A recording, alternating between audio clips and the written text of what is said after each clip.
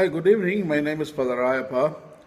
I've been talking about Dandi March, which was initiated by Indian National Congress and Mahatma Gandhi.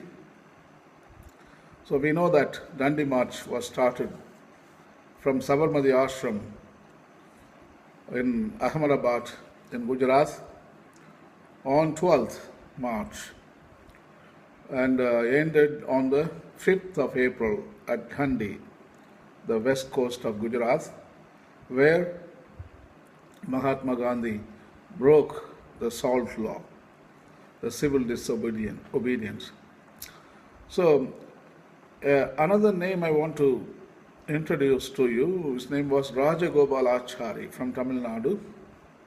He was born in Tiruchirappalli in Krishnagiri district. In fact, he is known as the mango of Krishnagiri. So it's Tiruchirappalli is near Krishnagiri, you know that. So Mahatma Gandhi also liked him so much. Rajagopalachari was described by Gandhi as the keeper of my conscience.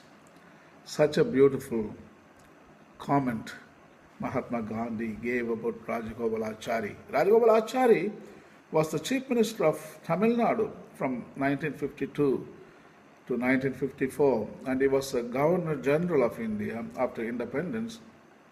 Very smart man.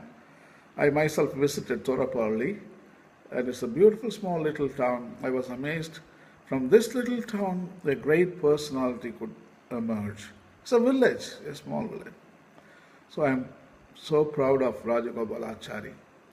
So anyway, Rajagopalachari also attended Dandi March with Mahatma Gandhi. Then he came back, and after 1 month, I think on April the 13th, 1930, he started his own salt march from Trichy, and he walked to Vedaranyam.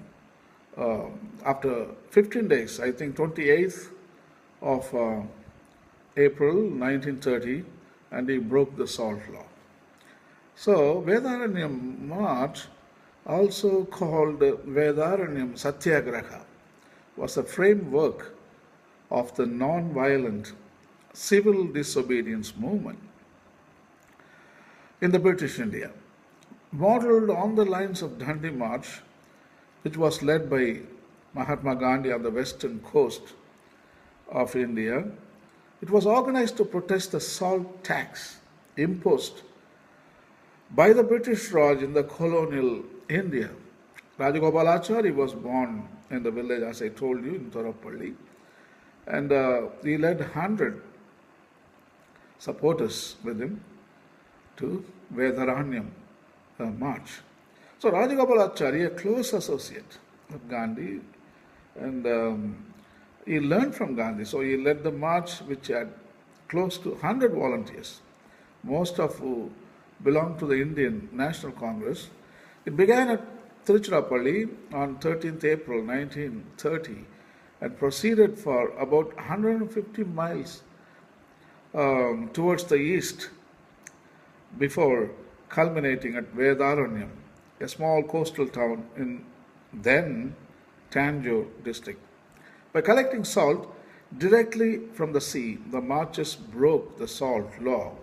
As a part of the march, Rajagopalachari created awareness among the people by highlighting the importance of khādī as well as social issues like caste discrimination. The khādī is, you know very well.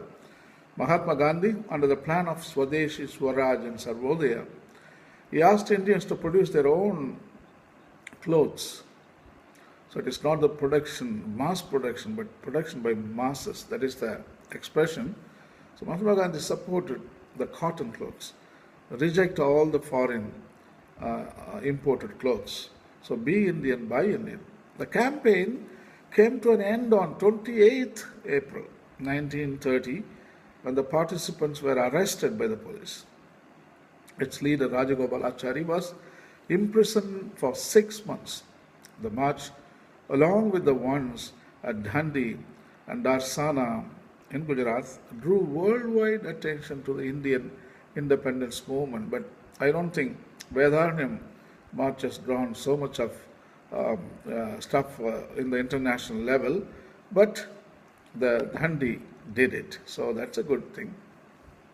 Despite numerous hardships, the group reached Vedaranyam on 28 April 1930, 15 days after setting out. That is April 13th, they set out. When Gandhi was informed, he wrote back to Rajagopalachari as follows: "It is good that our hands and feet are tied so that we can sing with joy. God is the help of the helpless." The police, despite the previous failures, tightened the security at Vedaranyam to prevent the marchers from collecting salt. As soon as the group reached Vedaranyam, Rajagopalachari called for more participants and publicly declared that the salt laws would be broken on 30th April 1930. And also another Indian patriot, National Congress member, Vedaranyam offered accommodation to the group by constructing a camp on the shore. On the same day when Rajaji and 16 others moved to Yadanathawe salt swamp, which was about 2 miles from the camp, the police force led by the district superintendent arrived at the spot and asked the group to surrender.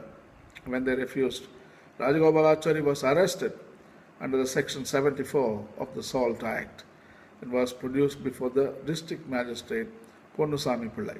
He was sentenced to 6 months of imprisonment and was sent to Trichinopoly, that is Tiruchirappalli, the central prison. Even today, there is a monument marking the starting place of Vedaranyam Salt March, the Satyagraha. And also, if you go to Vedaranyam, there is also a monument marking where they disobeyed the civil law of salt tax. And even today, you can go and photograph and you can remember all those great heroes who worked so hard for the independence. And today, there are a lot of things, meaningless laws are there.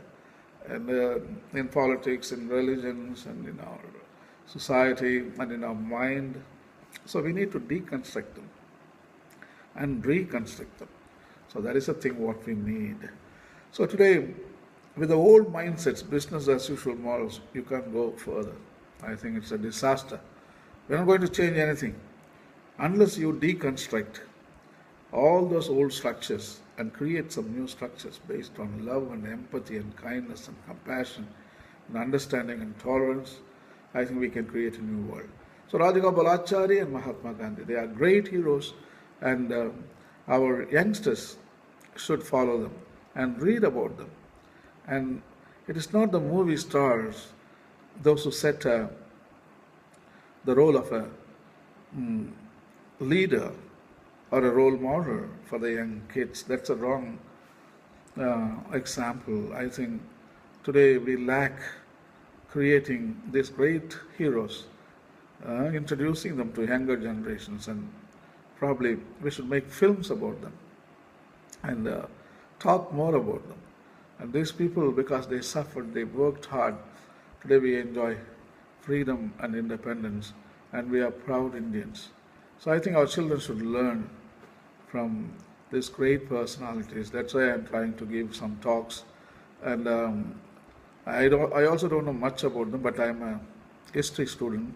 I studied in Sacred Heart College, Tirupattur. My main subject was economics. I took history as my ancillary subject. But anyway, I love history. I educate myself. I'm going to give a lot of talks about Indian history, and one is Dandi March. I love Dandi March. I can't stop talking about it. And I'm going to do more research and dig out resources, and I'm going to talk to you. And anyway, keep on searching and keep on searching for the truth. So far we have been presented only by lies, lie and deception. I think we need to defy that. And it's already high time for the youngsters to go after truth. That's what happened in Tamil Nadu recently in Jallikattu in 2017. The youth, they defied everything, what even the Supreme Court said. They defied it. They denounced it. They stood against, and at last, truth won it. Jesus says, truth will set you free. At last, everybody should go after the truth. I think Rajagopalachari and Mahatma Gandhi, Vedaranyam Pillai, all these people, they were after truth and dharma. I think our DNA, we also carry out the genes from them. So we are all Indians. I think they will help us to realize our own dreams. And thank you and have a nice day. Bye.